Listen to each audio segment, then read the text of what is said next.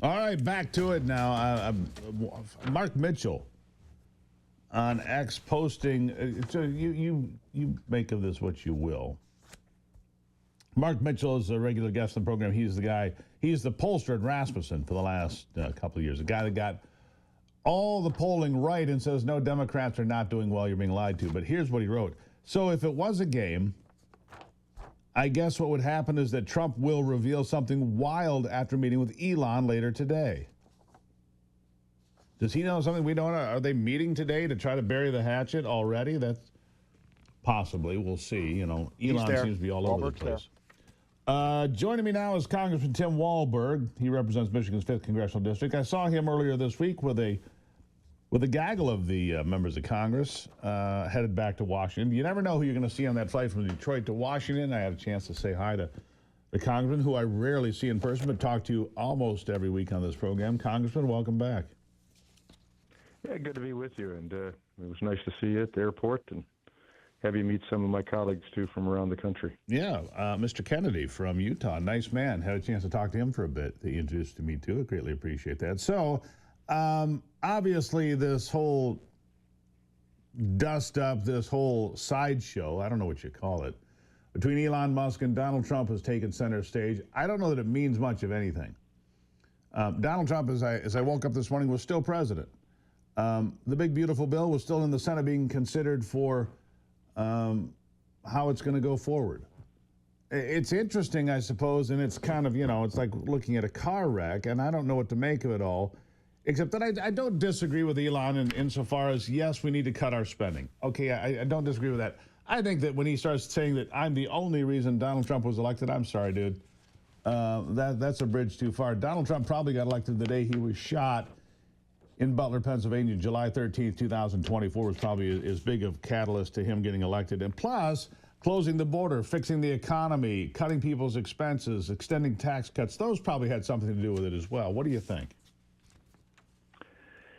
I would absolutely agree. And it's, if we didn't have social media, we wouldn't have any of this. True. That's so true. That's what's bringing it on. But I don't get it.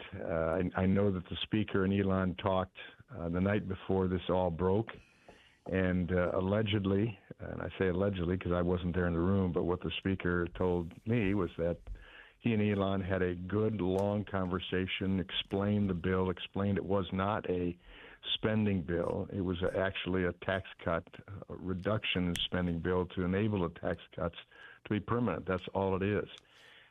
But I'd also quickly say, when Elon talks about us not cutting enough, he came in and he said he would cut $2 trillion out of our spending budget. He was able to find $125 billion of cuts. In my budget alone, my title, the education title in the One Big Beautiful Bill, I brought about $350 billion of cuts compared to his $125 billion. My good friend Brett Guthrie, chairman of the Energy and Commerce Committee, came in just at over $1 trillion of cuts and didn't cut any Medicaid or Medicare benefits. So I don't get why Elon is pushing this agenda or this theme. And I hope we can get over it because you're right. You're absolutely right, Steve. In Congress, we're still working on that One Big Beautiful Bill.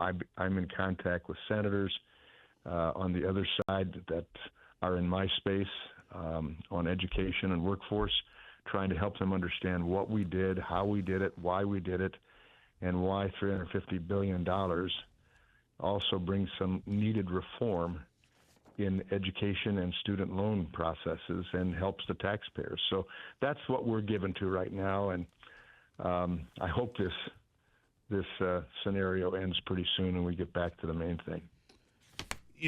Thomas Jefferson said the most glaring mistake of the Constitution of the United States was the fact that there was no provision to prevent the government from spending into debt. Ronald Reagan echoed those same words many years later. There is a concern out there, and it's justified from people. They've heard, we're going to cut spending. We've heard it our entire lives.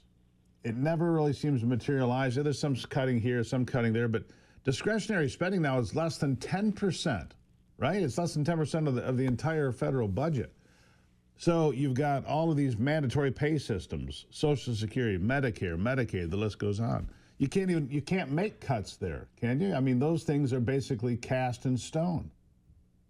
Well, we can, but there has to be two things take place.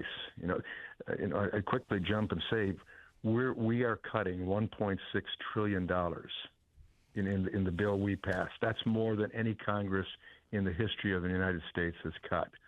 So I'd like to pat myself on the back a little bit here. All right. We're doing something that's historic, $1.6 trillion. But the only way we're going to cut the mandatory spending is that not only will you have members of Congress with the guts to step into those spaces of Social Security, Medicare, the so-called entitlement programs, because we're entitled to it because we've been forced to pay into it since we started working. The only way we can change is by reforming what goes on there. And that means that the American public, the voter, the taxpayer, also has to have the determination to encourage their members of Congress to do it. You remember, as I do, Paul Ryan simply trying to make some reforms in Medicare, and he was pictured in campaign ads pushing Graham over the cliff. And that's what makes it difficult to cut the mandatory spending.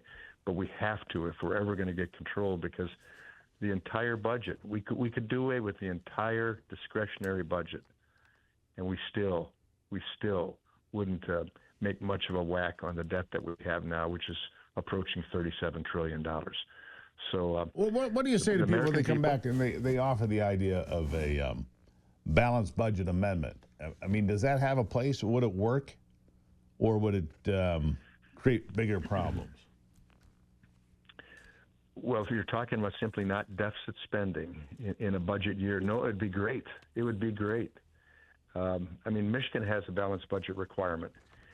Having been on the Appropriations Committee in the state legislature, I know that while there's a requirement to show that it's balanced, yet in the end, there's a lot of trickery that goes on with the numbers to make it balanced. But at least you come closer than what we're coming here in Congress.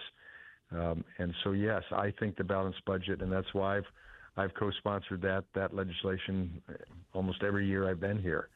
The issue is, how do we get it across? If we say we balance so we're not deficit spending, we're not talking about paying down the entire debt, right, $37 trillion. But if we stop deficit spending, that would be great. And I think that's what this one big beautiful bill goes toward. Hopefully, in that it reduces spending. Now we have to have the Senate with the guts and the common sense to realize that, as